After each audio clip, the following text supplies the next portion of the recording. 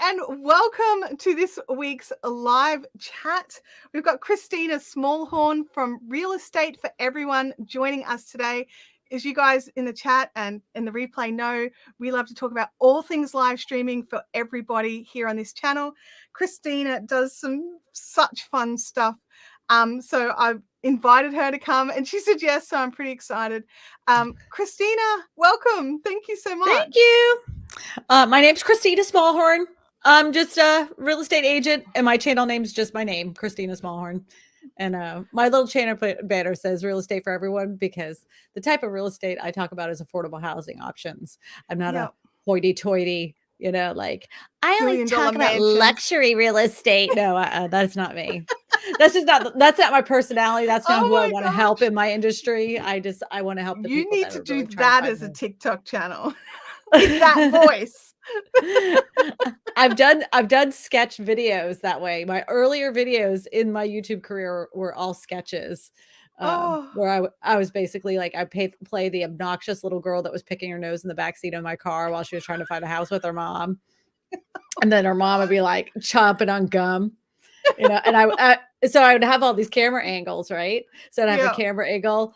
So then you could slice it all together and all the characters were played by me. So oh my gosh, that would have been like an editing effort. I loved it though, because it was just so stupid. It was just so stupid. It was funny to me, It just sounds like a lot of fun. Like I'm sitting here just picturing it thinking, oh my gosh. Because when I was doing my bit of research, I didn't spot any videos like that. I mustn't have dug far enough back. Are they still on your channel? Oh yeah. Oh yeah. Right. Yeah. They're way back in there.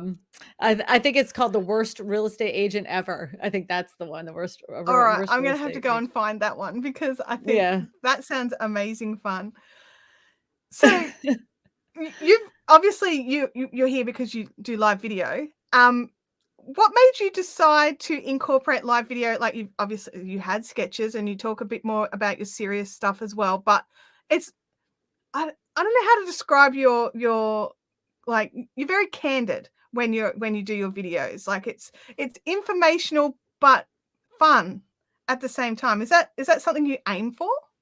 Well, I try to make it easy to digest because I find that people in the real estate industry try to sound very important and they use a lot of words and terminology that the average person that isn't doing real estate every single day has no idea what they're saying. And so in their mind, they sound awesome because they're using all these big words that people have to pull out their encyclopedia for to figure out.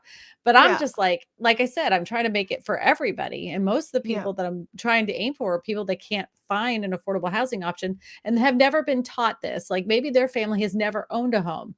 So I'm making it in the most simplest terms, the easiest way for someone to understand the whole process of buying and purchasing a home.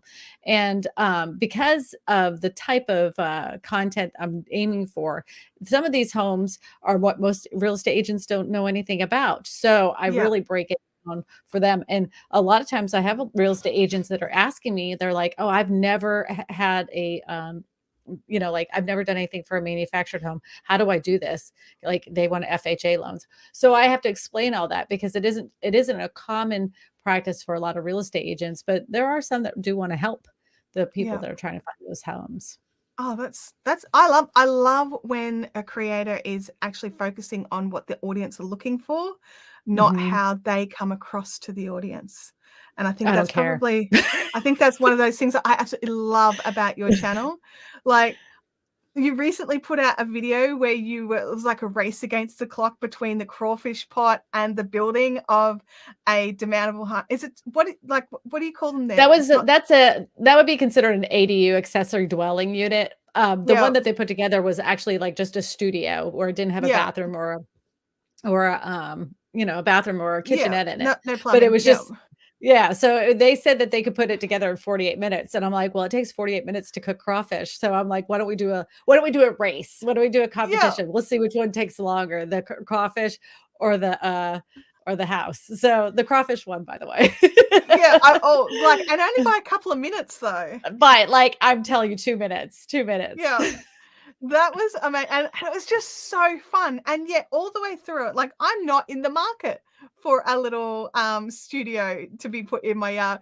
But I'm like, oh my gosh, that is awesome. Check that out. How fast did they do that? I love that it was just so lightweight and yet so strong. And all of the information came in at exactly the right pace and the right level of information required. And it's still just so fun because it was just like, and back to the crawfish and the little crawfish man dancing, and like it was it was just it was easy to watch from the beginning to the end. Like, that's the skill I think that a lot of people don't really have, is just keeping someone there for the whole time. And I mean, I think you've got it personally. Well, and I'm not looking for real estate. I will say, I think that talent, a little bit of that talent comes from the fact that I was like a sick kid, and from the end of my 6th grade year to the beginning of my 8th grade year, I had something called mono. I don't know, I've it's heard about it. Yeah. I was sick, and the only thing I really had the energy to do was watch television. So I'd watch like Nickelodeon all day, every day, and I would sleep in between, and that's all I did was watch television. And they all had the same kind of pattern, like they were constantly doing this thing. So I kind of followed that pattern when I did videos. I kind of followed that same recipe. It's working. And I'm very ADD, so if it's boring me, then it's probably boring the audience. So I need to keep moving along. Gosh, what made you so you're making your skits, you're making these great informational videos. Where did the idea to start going live regularly come in? I did that very early on because I wanted to make real estate fun and interesting to learn. So I was probably maybe 3 or 4 months into my YouTube journey, and I had some friends that had a tool channel. They were like, "You should go live." I'm like, "What could I do live?" So I did. I went live, but it was mostly just answering questions, and it was just kind of friends of mine, and it was like, this kind of sucks. I need to make this more interesting. So I did this it was a live real estate trivia live. So I would ask real estate questions to the audience, and then I would keep score. And then whoever won at the end of the night would get this Your Real Estate Whisperer cup, because that was my brand at the time. So it was like the audience was involved, I was involved. It was a lot of fun. That whole idea kind of died. It didn't bring in a large audience. I had a lot of fun with it. It just didn't work and connect with a large group of people. So it was like during the pandemic, there was a lot of things that were happening in the real estate market, and it's happening so fast, like to make videos about it every single week, maybe want to no, I'm not doing that, but it was still something that I knew that my audience was interested in. So I was like, okay, a lot of these headlines when it comes to real estate are a lot of hogwash, a lot of cockababy, so I decided to start basically doing a live stream talking about the headlines, and then speaking to other real estate agents throughout the country to see if they felt the same way I did. Because sometimes I have discourse with people, sometimes we don't agree. And then we get to hash it out, but it's all in good fun. It's never spiteful. I even had some guy that made a trash video about me. And so I called him up, and he wasn't surprised. And then I invited him on my live stream. Oh, wow. Okay. And how was that one? Was it fun? That was good. That was good. So yeah, that was a good one. People don't have to agree with me, and I don't have to like them, and they don't have to like me, but it still makes it interesting to hear 2 sides and 2 points of view. So that's why I invited him. I think he was a little surprised by that. And I had him on twice. He's never had me on his channel, by the way. It's like hint, hint, hint. Yeah, I don't know. But it's fun, live streams, to get your head around live streaming, I think at the beginning is a little daunting. To hit that live button for the first time and hope that somebody gets on is a little scary. I'll tell you what's scarier though. And it blew my mind. I was starting to sweat because I would get about 75 people there at the very beginning, which was a good number. I'm not complaining at all. That was awesome. But then one day I had 700 people, and I'm like, and you spot that at the corner of your eye, and you're just like, wait, what? Yeah. And I'm like, all of a sudden I could feel the wave of heat go up through my head. And I'm like, it was dripping down. My ears were super hot. And I was like, oh my God, we're only 45 minutes in. Like, how high can it go? So it was like teetering between that 700, like it was 700 to 800. It was like going through that whole time. But then after an hour and 20 minutes, I couldn't talk anymore. There was nothing more I could say. I knew my guests had to leave. So I had shut it down. And I'm like, oh my God. And that was on a Super Bowl Sunday. Somebody told me don't live stream on a holiday because nobody will show up. And I promise you with every fiber of my being, that is the biggest baloney I've ever heard in my life. Because every single time I have done a live stream during a holiday, it blows up. So the next Super Bowl, nobody's doing anything on that day. And it's like, wait, this person is in. Yeah. So the next Super Bowl Sunday, I was prepped. I was ready to go. This is what's going to happen. And I'm going to go. Did it replicate? I had over 900 people on my live stream. We have I host a video like on another channel called The Big Wool Show, and once a year they run an event. And one year we were trying to work out dates for it, and we had to run it on Father's Day weekend. And so many people were like, the live show's not going to go well. It's going to tank because everyone's going to be doing stuff for Father's Day and no one's going to be there. And this is a small, like, this is a channel that only runs for this weekend. It's the only thing they do on the channel. So it doesn't have a big following. We had 600 people in that live stream. See? And it was... And I think this is the reason why. Because even though we're supposed to be hanging out with family, we all know there's a family member that we're just trying to run away from. So it could be that you're just grabbing your phone and being like, Uncle Joe, yep. And you're watching this because you don't want anything to do with that conversation because you know it's going to get ugly. Yep, absolutely. True. I just pictured the family member that I would do that with. I know. I got it too. I got it. Oh my God. I've had some like, oh my God, I got to get out of here kind of movements. So yeah. Oh, that's gold. But it's like going live that first time is always just so daunting because it's like, what if no one's there? But then what if someone's there?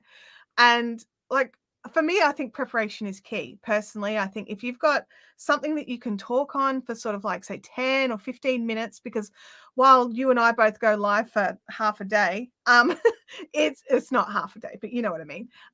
A lot of people can't talk under wet cement like I can. So if they've got that 15 minutes of content, and even if nobody turns up, you can hit end stream and you've made a really good piece of content, even if no one was there. But if you rock up just expecting the audience to start throwing questions in, I'm looking at you, audience, throw some questions in, then it's going to end up being bad for you, bad for your channel, bad for your audience. What do you do to prepare? Because you obviously do prepare. You have guests and things like that coming on. But what's your top tip to prepare for a live stream?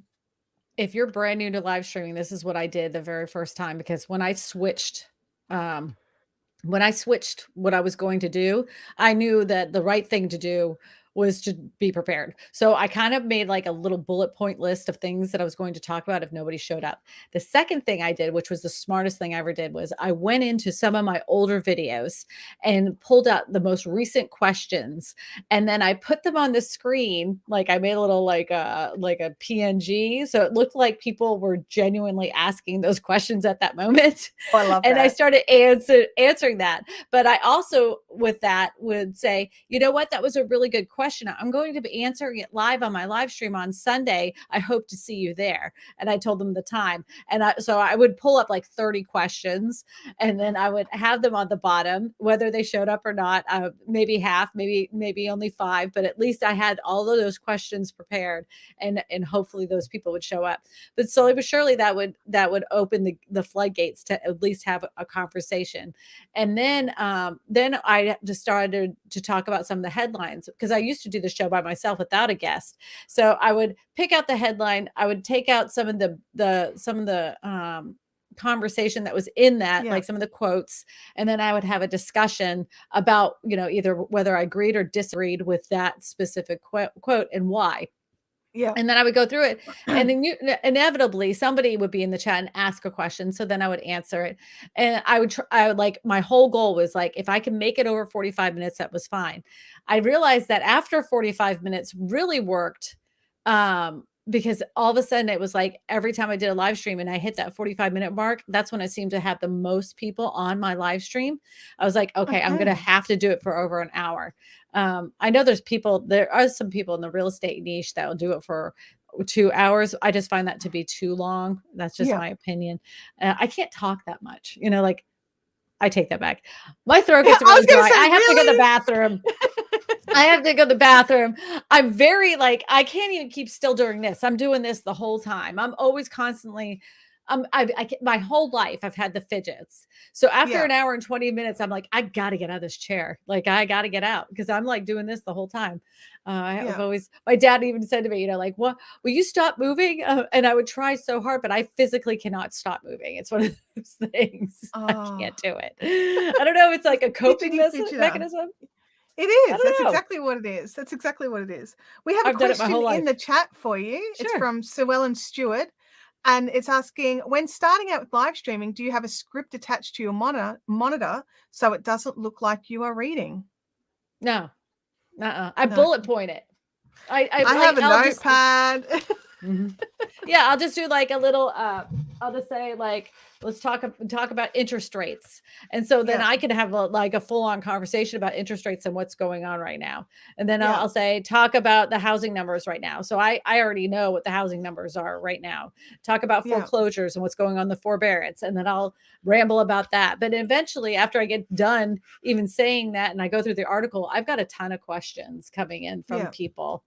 So, and it, it never follows the right flow that I'm supposed to do, because I'm like, Eddie, throw up a question really quick. And this is the thing, this is live streaming. People are like, they're more understanding. Like, if you're pre-recording a video, sure, you don't want it to look like you're reading. But when you're live streaming, it's okay to look down and go, well, I've got another question for you, and it's this, like it's when we are conversing with humans, we don't stare at them the entire time, like, and never break eye contact, because that is creepy. We actually do look away a little. We do move our bodies. We do, also, like, see, creepy. We do break eye contact. No, I'm not like moving away at all.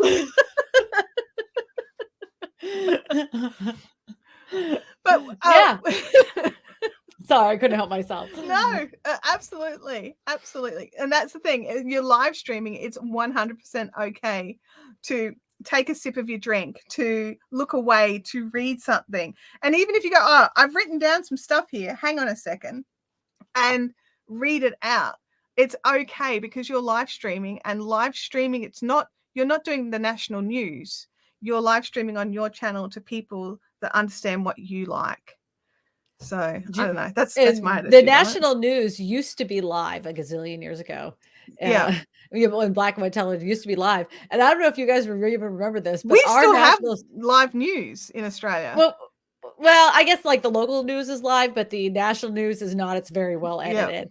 But the national news used to be live, and there they are smoking cigarettes as they're giving, like, they're posting the news, right? And they're drinking coffee, and they're like, and then they'll just keep going, like, that was normal, we're human, and people expected that. They would prefer that. Like, I've even had my cat like jump up here, and I'm like, hold on one second. And people love that, people love that, that I have cats and I have animals, and, it is live. Things happen. Last week, if you go watch last week's show, the first 10 seconds, I have no microphone. No audio. No audio. Stuff happens. People are used to it. It's fine. Live happens. Yeah, it's okay. Russell from Florida Manufactured Homes asking question. Do you record and repurpose your live streams on YouTube or other social media? I do not. I only put it on YouTube. I have it on because I use StreamYard, so it casts to Facebook and YouTube at the same time. I don't cut them up and put them on other places. I really should. I just don't. I just don't. intend to and Oh, download yeah. them and save them, and then I don't. Yeah, I just like the whole idea of going through an hour and 20 minutes of trying to find the best bits to make into little and making that micro content to edit. You think, "Oh, that's gonna be so simple," but it's really not because you have to keep people's attention. So you're constantly doing all these interactions, movements, words on the screen, everything. So you're putting like a 1-minute clip out there and you're spent 4 hours editing that 1-minute clip. I'm like, "This is just not worth my time." It Yeah. just real for me, it's just not. I just ugh. No. Yeah, You can do I it. have You can every get better intention to do at it, it. but it just doesn't always work out that way. Because I understand why, like, there's some creators that are like, always for the replay, always for the replay. But I'm always for the people that are here first. Like, they're my first priority because they Mhm, made that effort to be here while we're live, and then for mhm. the replay. But when it comes to then reusing the content, I love the idea, but that's it. That's it. I I love the tried to idea. hire somebody to do it for me, but they couldn't even get it out in time, you know? That's probably one of my biggest struggles is finding an editor that Yeah, gets a quality product back to me on time. That is my biggest struggle. So I that's why I do it myself. I do all my editing myself. So so for me to do that, I would rather watch a television show than work 3 hours on a 1-minute clip. yeah. Ugh. It's just not 3 worth it. hours for a 1-minute clip just doesn't feel like good Not worth return it. on investment to me. Mm-mm. Nope. Like, Mm-mm. unless it's like some Uber clip that you're like, "This is totally going viral and Mhm. I'm gonna skyrocket to the stars." It's like, Well, I don't know no. about you, but I've had some videos that I thought I was gonna skyrocket to the stars with some really great content, and that thing just died on the vine. I had it recently. Just recently, I was like, "That is the worst, I've done on my channel in so long." It's just sitting there like a Dead fish. dead fish just flopping, struggling for air, just you know, God. And I'm like, wow, I kind of thought I had, what I was doing here, but apparently, there's just some that just do not stick really well, but whatever. Oh, Just got to move and forward. you do. You can't you like, I'm like in camp. Do you know what? That's up. What's the next thing? Hmm. Like, I can go back and I can tweak it and I can change thumbnails, I can do all this sort of stuff, but I'm just like, "You know what? I'm just gonna make the next thing." And I'll play with it for a few days. Like I'll play yeah, with the title, I'll play with the thumbnail for a few days, but and then it gets to a point where I'm like, it's whatever. At this it's point, I don't even care anymore. There, you can't yeah, resuscitate it. I'm done. I'm done. yeah. Sue Ellen appears to, agree with us. Sounds like a huge effort of time and commitment that may not be actually economically viable, as you say, find a better use for your time. I'd rather switch out a thumbnail than Yeah, to edit. I would rather edit up that clip. I mean, I guess again, if I had a good editor that could do mhm, that out there and put it out there for me, yeah, yeah. that would be worth it. But I don't Because have a you good also have editor. time constraints as well, because if you're talking about current stuff that's just hit the real estate news sort of thing, and I'm then it takes constantly an looking at. editor a month to get it out, that's old news. It's too It's long. old news, and I've had that mistake before, and Yeah, everything keeps changing so quickly. So that's why it's great to do the live streams because I can catch up with all the week's headlines, yeah, this week. So yeah. yeah, this week's gonna be really good because it's like interest rates went up. So Oh, yeah, we people are had gonna ours be on go up in fire. Australia a couple of weeks ago, and they're like, "Oh, and they're gonna go up next month too, and next month, Mm, and next month." Expect them to mhm. continuously go up until you are all poor and dying in the street. Apparently, Americans don't know that interest rates are a problem and inflation's a problem in the rest of the world too, so Oh, okay. Alright. yeah, it's apparently only unique to the United States. Oh, well, Americans, I've got news for you. Yeah, believe it or not, the world doesn't spin around us, shockingly enough. Oh my gosh. I watch, a TV series called Bones, like, it's an old one, it's and Yes. they're all scientists, and they all talk in, like, metric, and the FBI guy goes, "Can you just say it in American?" Yeah, 'cause we're the only ones that are screwed up. Yeah, yeah, and We're I'm just like, like, our "Oh, temperature, we're not in Celsius, we're in nope." degrees. No And other country does that but us. no, no, you're right. No, no, actually, I think there is one other country in the world that's still using Fahrenheit. but it's like some third What is it, like world. Guam? Yeah, it's like, oh yeah, I want to be with them. Woohoo! Some pea-sized country. Yeah, I can't remember the name of it. We just Anyway, have to be different. That's we Americans. know. We just have to be different. We got to be, you know. The point of contention, we get to be different on this. Yes. But I'm sorry when it comes to interest rates and economic pressures. Inflation. Yeah, you're not alone. Not unique to us. It is not. We've actually just had in the news here that our government's trying to increase the minimum wage to try and help families cope with inflation. Because oh, good luck with that. That would cause we've had discussions about that for about 15 years, and we've had the same it's a massive roundabout of like small businesses can't afford to pay their staff more, and then more people will be unemployed and blah, blah, blah, and it goes around and around.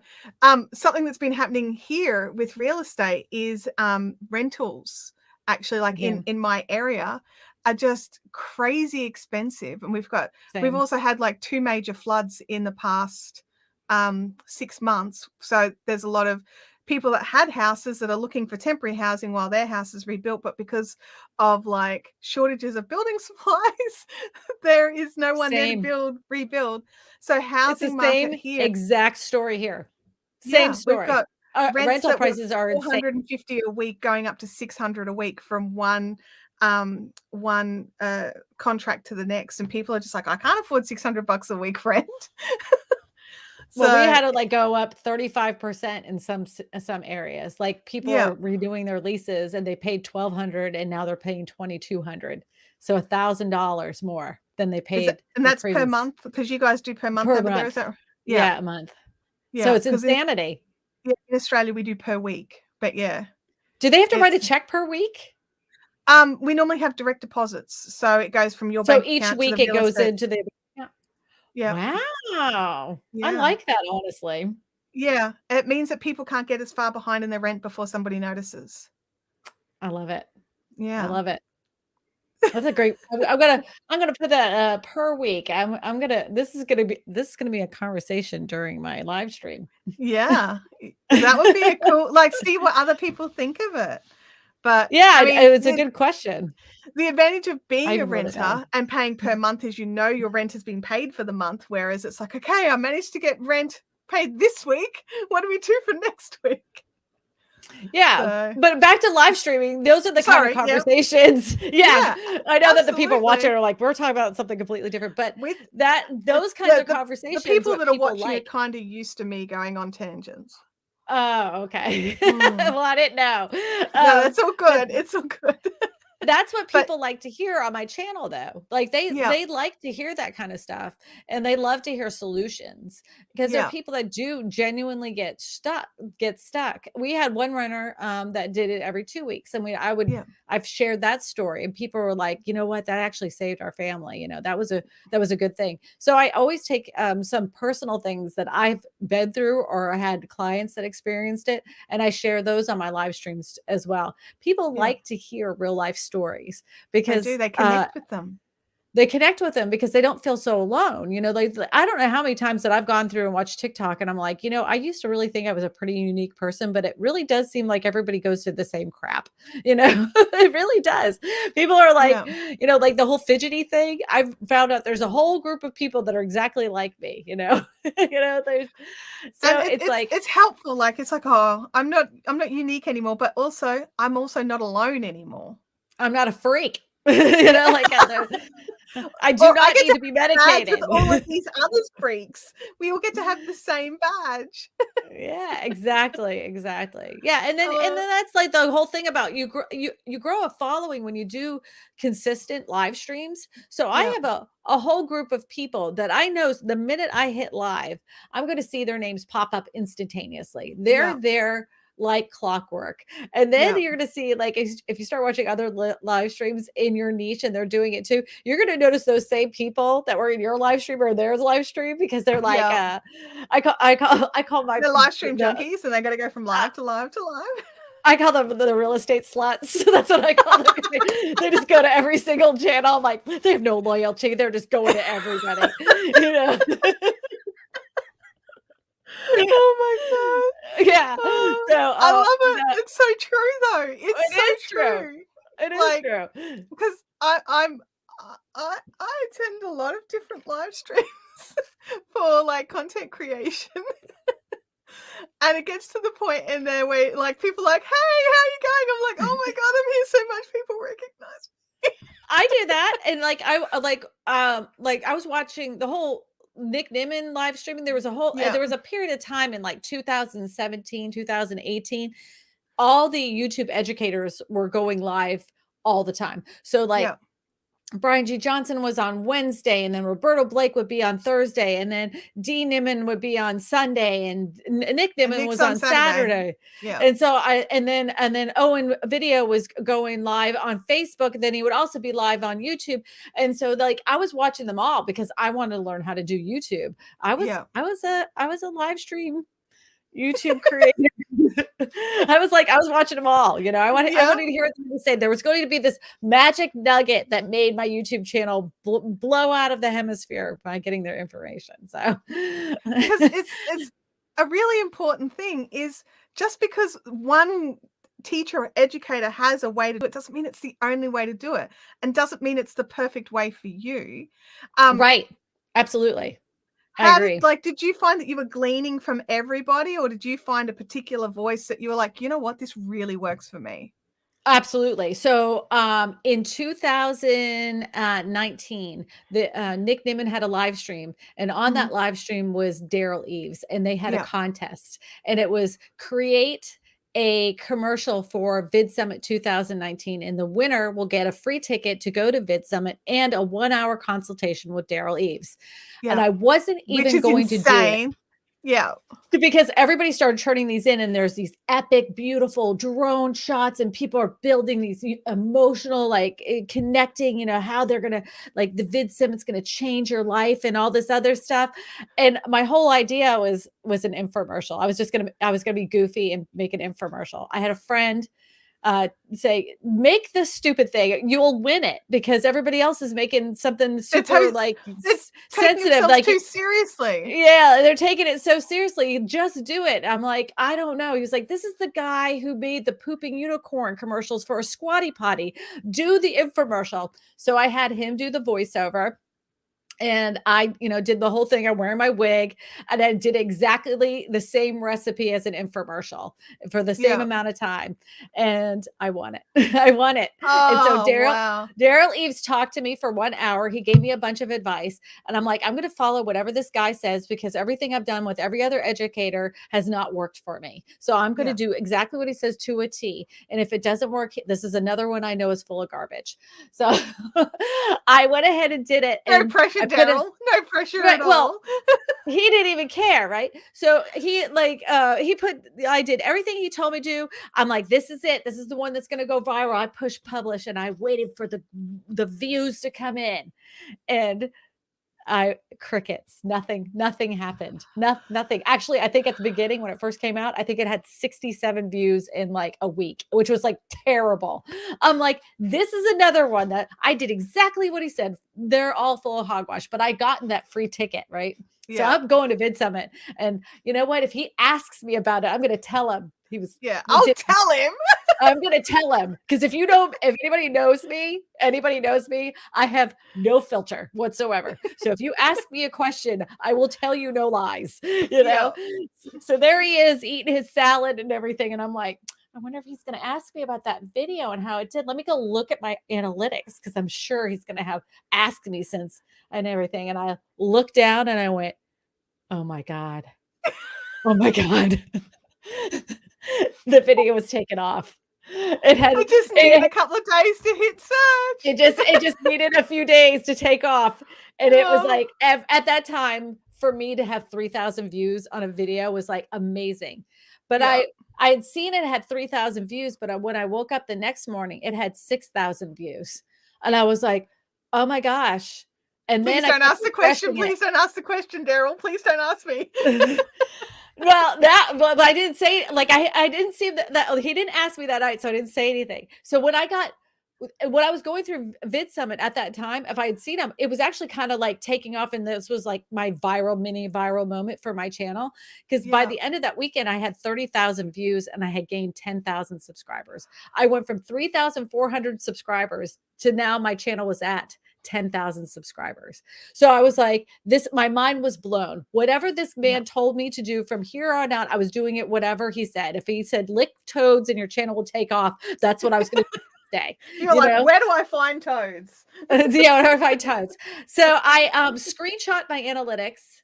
I posted it on Twitter. I added him and said, hey, Mr. Eves, everything you said was correct. My video took off. Yeah. He called me on the phone. Daryl Eves called me on the phone. He's like, hey, Kristina. I'm like, what? He's like, I'm doing this beta testing group where I'm trying to help people do YouTube the right way. And he said, I'd like you to be a part of it. And I'm like, okay. Yeah, whatever. And he was like, yeah, well, I'm going to get you hooked up with my team and we're going to be starting it in the next couple of weeks. And I want you to be part of it. So I was one of the first people to be in their Jumpstart program for YouTube. And the rest is history. So he's had a question, but I think we have the answer. My mentor is Daryl Eves. Yep. Yep.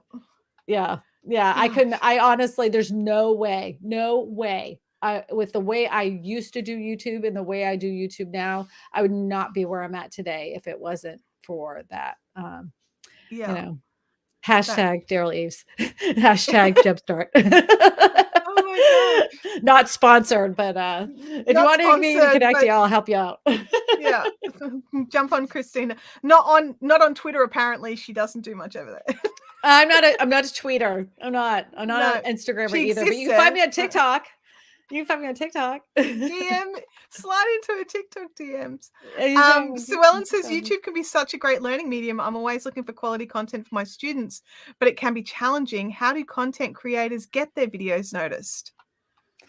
Well, I would say my answer to this is really catchy titles and really good thumbnails. And the way I compare it, I did a Vid Summit speech. I was actually spoke at Vid Summit in 2020.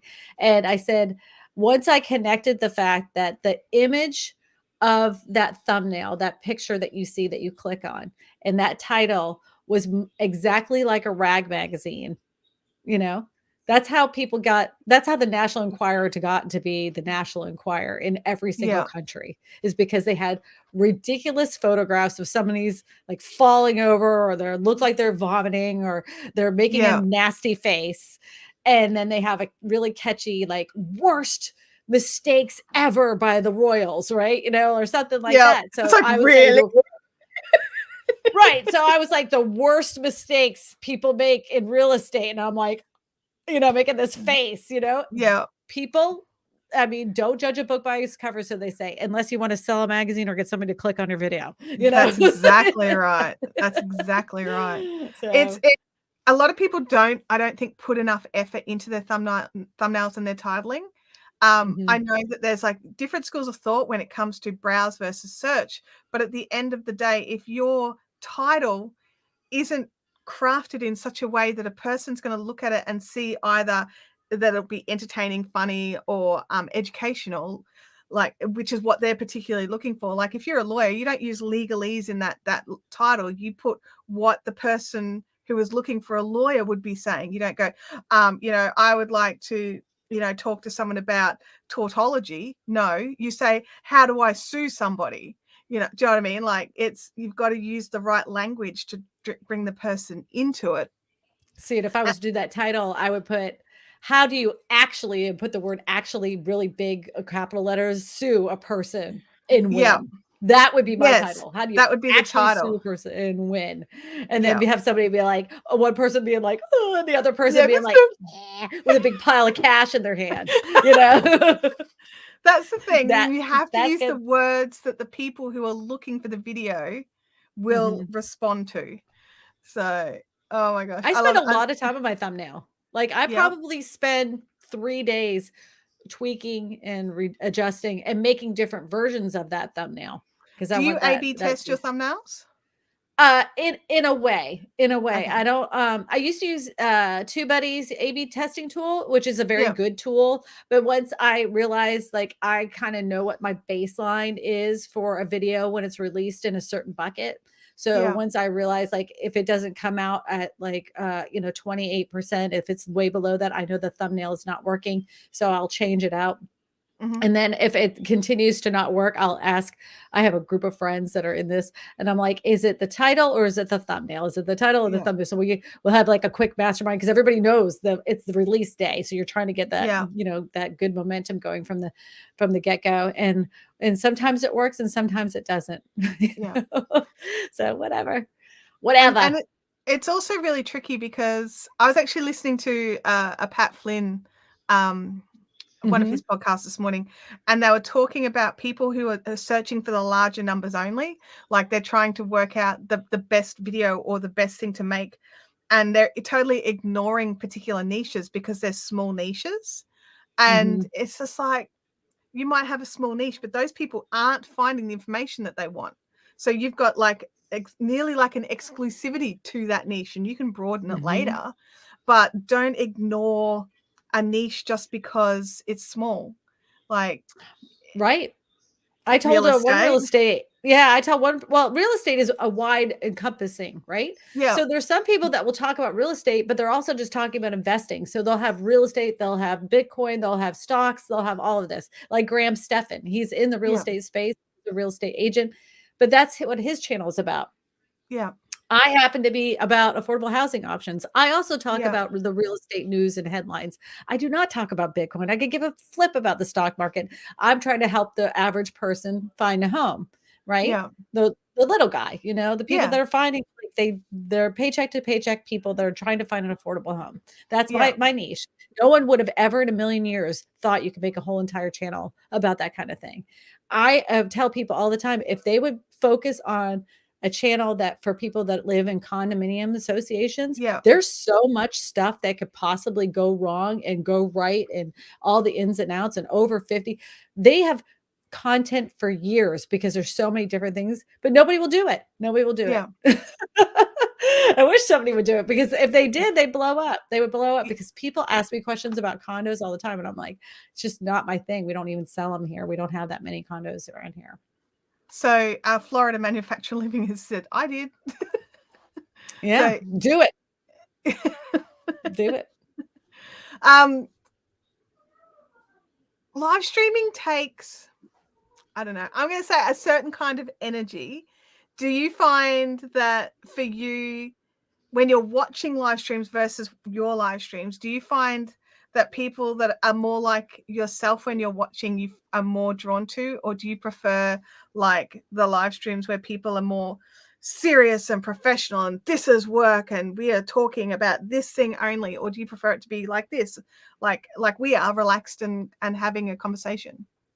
I like conversations. I will say I do get annoyed that if the whole beginning of the live stream is them just chitter chattering and not talking about the topic, I find Yeah. myself like I can't watch it. So that's why I always start my live streams off with the headlines immediately. And then I get to the questions at towards the end of the stream. Um, there's a podcast I listen to. I happen to like the guys, but I won't even tune in until it's like 20 to 30 minutes in, because they're just sitting there ranting about their beards. They'll talk about what they're supposed to be talking about and what the live stream is supposed to be about, but they never get to the point until 30 minutes in. I'm like, you guys have an hour and a half and it's most of you bantering, and they think it's so funny and catchy and they think they're so interesting. And I'm like, you're really not. The people just want to hear what the news stories are. Yeah, we're waiting. It's not YouTube giving us a notification late. It's just like, yep, I'll go in 30 minutes. I'll go and make a coffee. Yeah, and I think that's one of the things that a lot of people, when they get to a certain level or something happens, especially with real estate agents, is they have this ego and they think it's about them. And when Yeah. you realize that it's not about you and you're trying to help people on the other side of the screen, no one really actually gives a flying poop about you, especially at Yeah. the beginning. They don't even care who you are. So Yeah. give them everything that they're looking for in that live stream, and they can't wait to find out who you are. Like, Yeah. I'm on Twitter, but I don't use Twitter. I don't even have it posted anywhere. But people Yeah. that are interested in me, I've gotten DMs on Twitter because they wanted they want to ask me a question because they saw my live stream, you Yeah. know? They will hunt you down to find out more information about you if they really like you. And I get emails and text messages and all sorts of stuff, but it's not because I'm promoting myself or doing a specific call to action. It's because I gave them everything they wanted in that live stream or everything they wanted in that last video, and they want to get a hold of me and have a conversation. I love that. That's such a, because it's so true. It's exactly, it's like, oh my gosh, I wish I had made you full screen, because that would have been a nugget to cut down and share. Because it's right. 100% true. Because people, it sounds harsh, you're right. People don't care about you at the start. There's no reason to. They haven't built a connection with you. Right. But and my mom always build told that connection is with giving them what they want, like giving them the information you've promised them. Like, keep the promise, make a new promise, keep the promise, and then they keep coming back. I love that. My mom, when I came home from school one day, I was hardly bullied in school. And I came home crying, and my mom's like, what is the matter with you? And I'm like, everybody hates me. And then I tell her the story of what happened. I'm like, everybody's talking about it. And she said, everybody's not talking about it. That's all in your head. If you only knew how much you're like, people don't think about you, you would really not worry so much in life. And I go, no, they're all talking about it. And she's like, no, they're not. Nobody cares. Because you know what? They're going home and they're thinking that they, like, everybody saw the streak of stain on their shirt and everything else. So I started like kind of paying attention more, and you could see like people were like straightening out their shirts, and they were like, they're just as anxious and freaked out as I am. You know, they're thinking the whole world is against them. Yeah. Just like I did. I was like, you know what? I'm really not that important. Nobody's really thinking about me.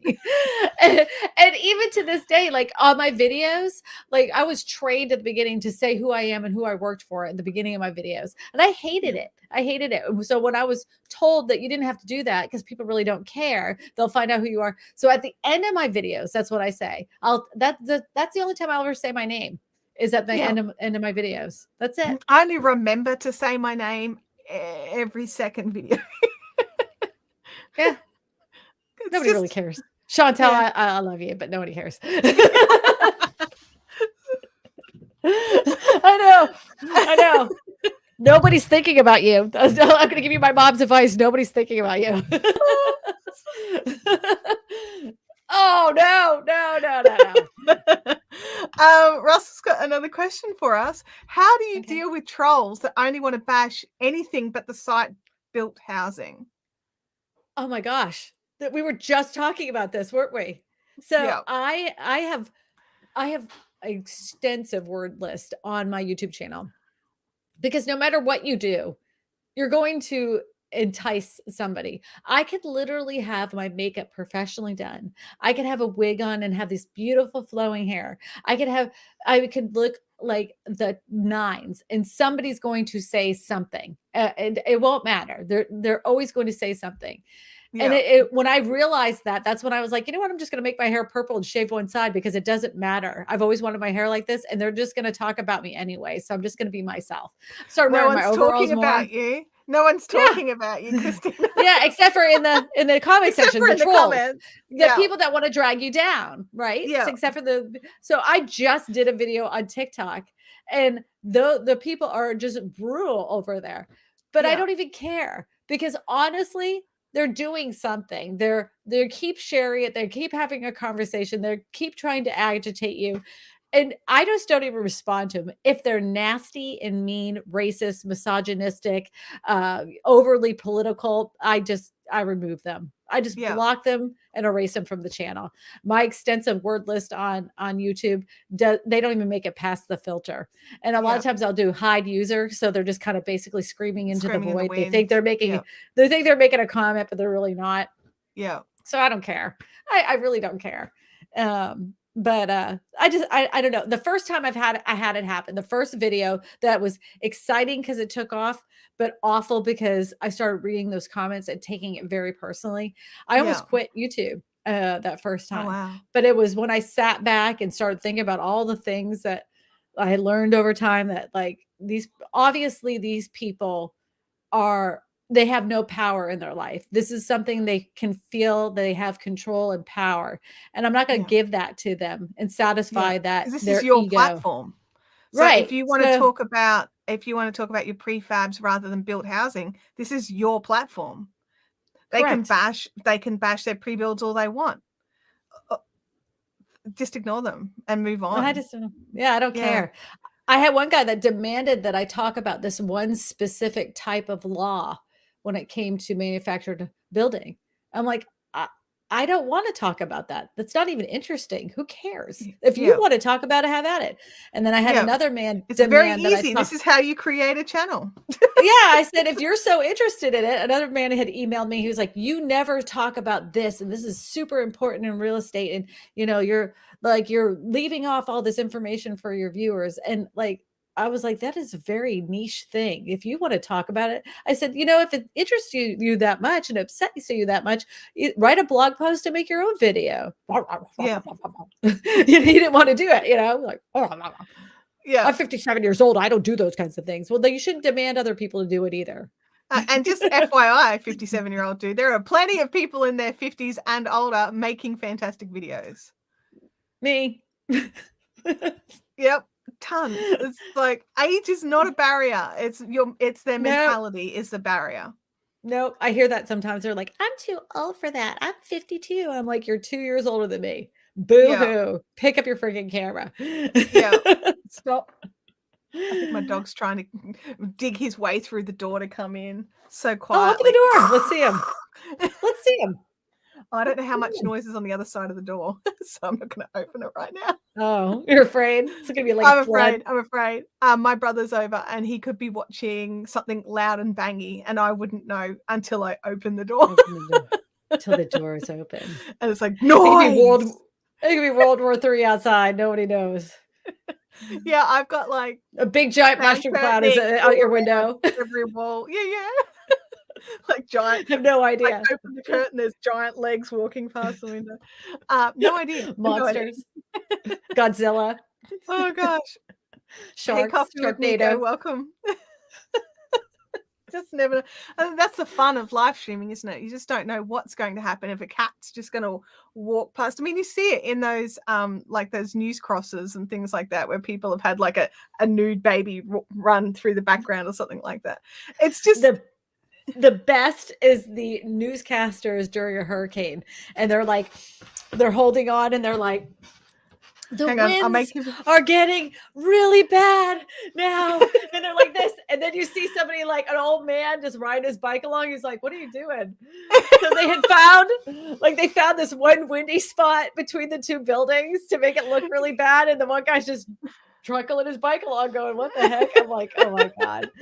They do it every single time. Every single time. They love to upplay a hurricane, sensationalize it. We have when they're wading through floodwaters, except they had to drive for like 20 minutes to find some floodwater that they could walk in. Yes, so we have this one area that floods every single time. It's inevitable, right? And the newspaper will take pictures from every different angles to make it look like it's a different area. I'm like, do they have to do it down Henry again? How many times are you going to show it? That's the only place that will do it. That is going to flood. Shocking. Oh my gosh. They know it. Russell's asking, do you use multiple camera angles when you're live streaming? Nope. This is the one. This is it. I do. I have 3. But one of them is, so I've got a camera that's directly above me because on my other channel, I'm yarn crafting. So one is for my face and one is for my hands. And the other one's just like a room overview thing. So I don't use it much. I do have a webcam. So when the dogs start getting crazy and stuff, I'll be like, oh, I got the dogs here. Yeah, the doggy cam. Hold on. I'm going to even show you because they are in my room right now. And I know I'm making a lot of mess and everything, but it's live video, everybody. This is the beauty of live video. You're sharing part of your life with your community, and then that builds connection. Let's see if this is it. Nope, that's not it. Let's see if this is it. That's not the one. Yeah, there we go. Yeah, you can't see Dom the Palm. He's the little black cloud right here. I'll make you big. That's a little dog right here. Yeah, that's a little dog right here. Oh, he's black. Hello, little black thing. Yeah.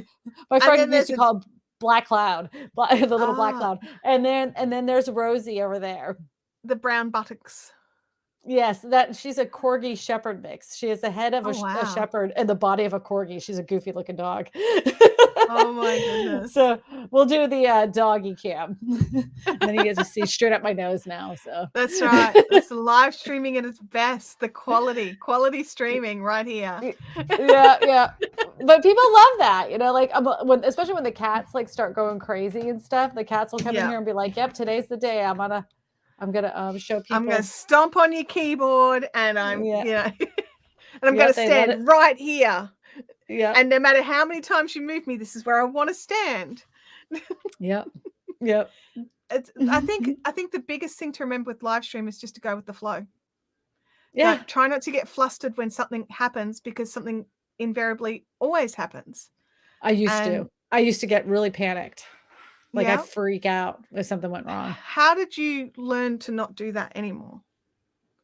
I just think time. Just being okay with the fact that, things happen and it's fine, Yeah. Practice. I mean, like, I guess even watching other people's live streams and things go wrong, like, people like have like a sore throat, or you ever had one of those things where you're talking and all of a sudden you get this really like dry spot and you can't talk and your voice will change or whatever. I saw that happen on somebody's stream, and they're like, they're trying to get it together. And then when they finally got it together, they're like, "Oh, listen to my voice," It was like so weird. And then they kind of made a joke out of it, and then they just kept going with the show and everything. Yeah. Even the Nimmons have had their own little course of stuff happen. And to me, those are very experienced, knowledgeable people in you. And things happen. It's live. That's what it was supposed to do. That's right. Even the show Saturday Night Live, it's like broadcast live. Things happen. And like they're not supposed to laugh during their skits, and they end up laughing. Because they can't help themselves. They can't help themselves. So, but I don't know. I tried to be too perfect for so long, and I was like trying to be so reserved for so long. I think it took away from who I was as a person, because I would get kind of well, you would focus your energy into being this version of yourself. Yeah. Perfect. And then I'm just like, even today, like if you had asked me 2 years ago if I would ever have shown up on a live stream with no makeup on, I would have been like, absolutely not. And here I am. Whatever.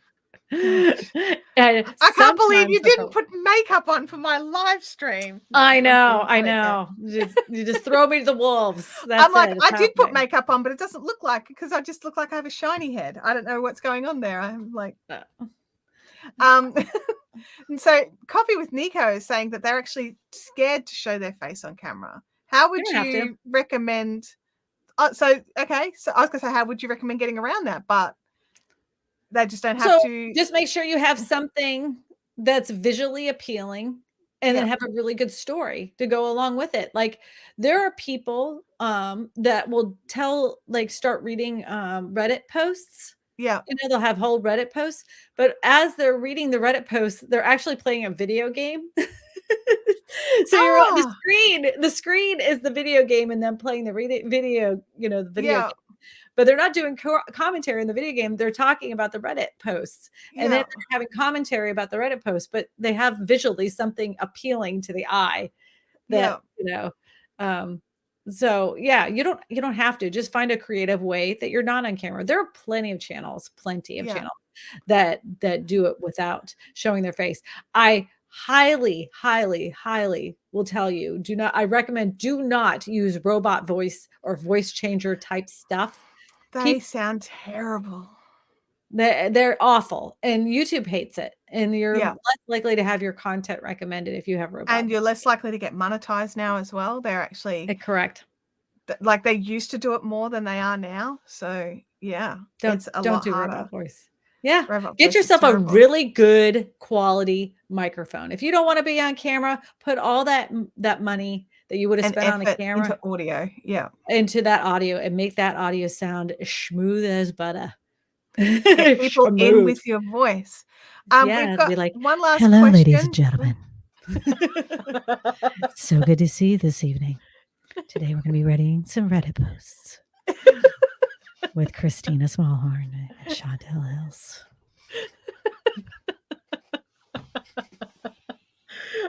we're just going downhill now. But that's the thing. It does Doesn't happen any other way. No, that's exactly right. Because that's it. Like, it has to be entertaining. If it's boring and super serious all the time, it's like, So Florida Manufactured, Russell's asking, have you interviewed execs from the manufactured housing industry? I've actually had one of my very first videos that did very viral. It has millions of views now, was a man who ran the Louisiana manufacturing industry here, the laws, and made the laws for the industry here. It was a good relationship at first, up until I talked about lending and lending practices that happened on some of the lots. He took extreme offense to that. And so no, I'm actually banned from every manufacturing lot that sells manufactured homes here in the area because you ask those questions.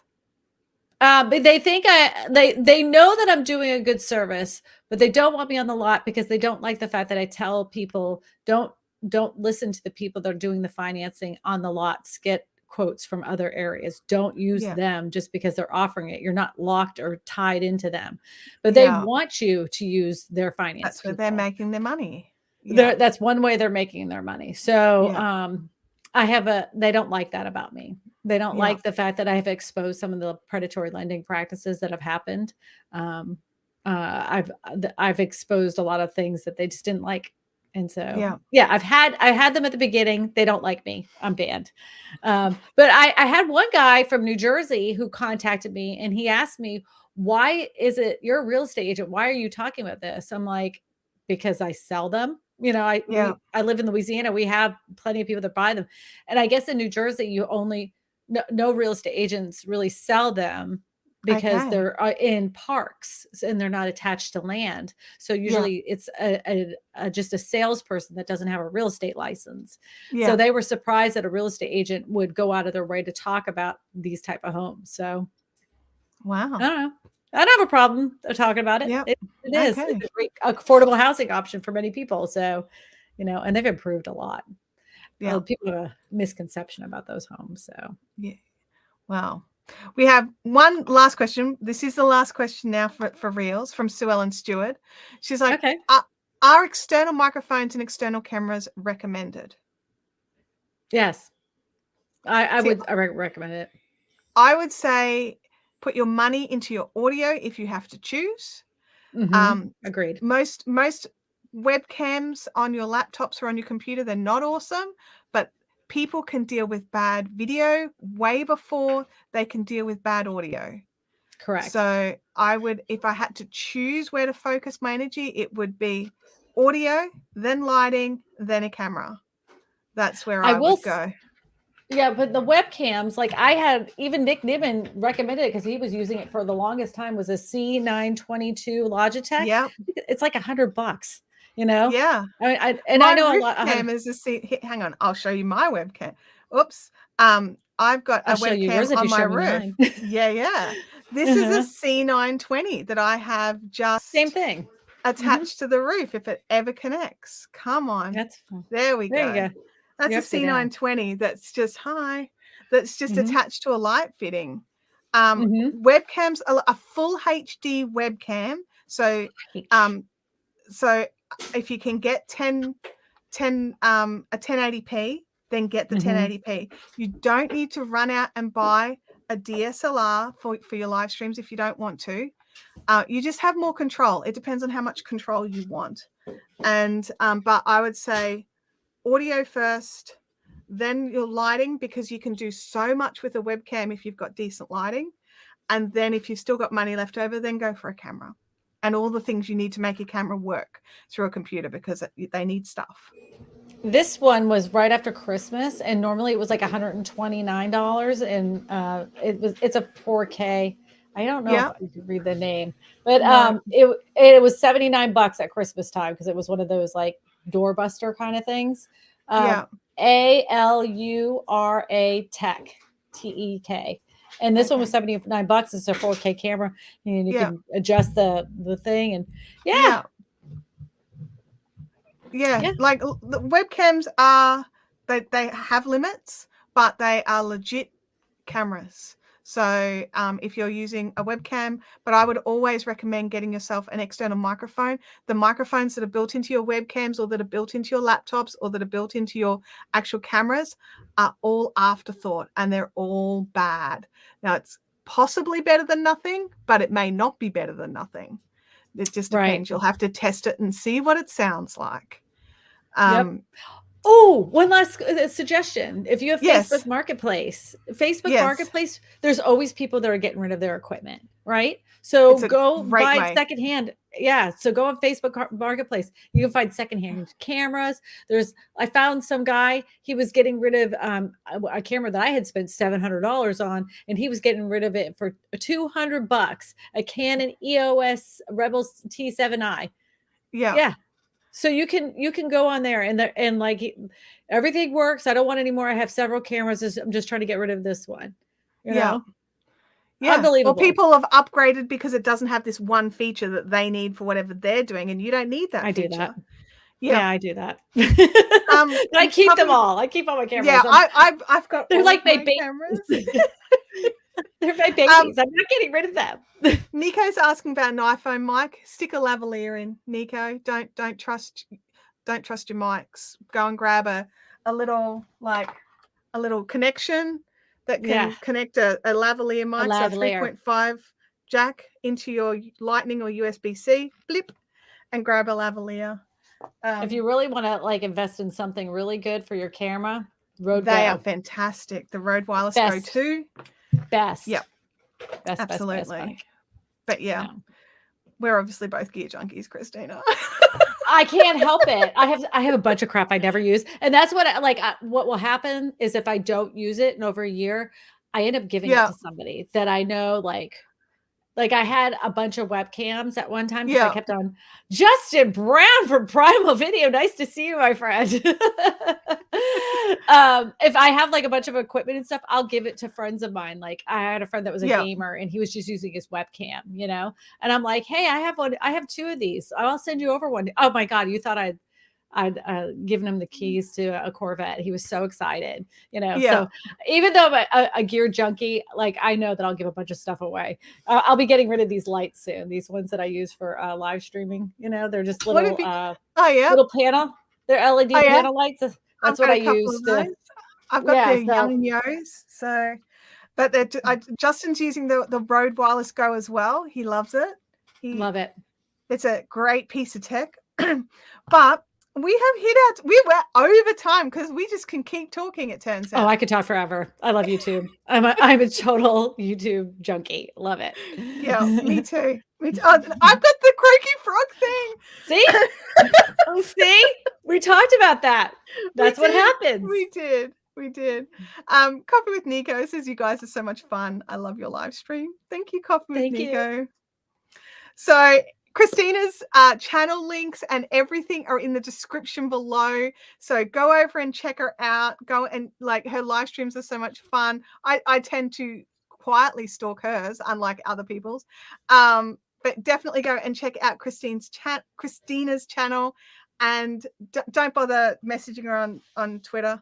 I'll eventually see it. It may take me a month and a half, but I'll eventually see it. It's been so awesome to have you on. Thank you so much for accepting my invitation. Of course. I will see the rest of you guys here next week with another amazing guest. Bye, everybody. Bye. Maybe you'll have me on again. Justin's like, wait, you're wrapping up? I just got here. Well, Justin, you know, sometimes you're just not that important.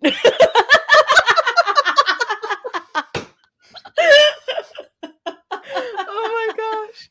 This is just catch the replay. Thank you, Justin. I would appreciate it. Thank you, Justin. Oh my gosh. All right. Well, we will see you all in our various corners. He's just hit share. Oh, good job. Thank you, my friend. They could watch the replay too.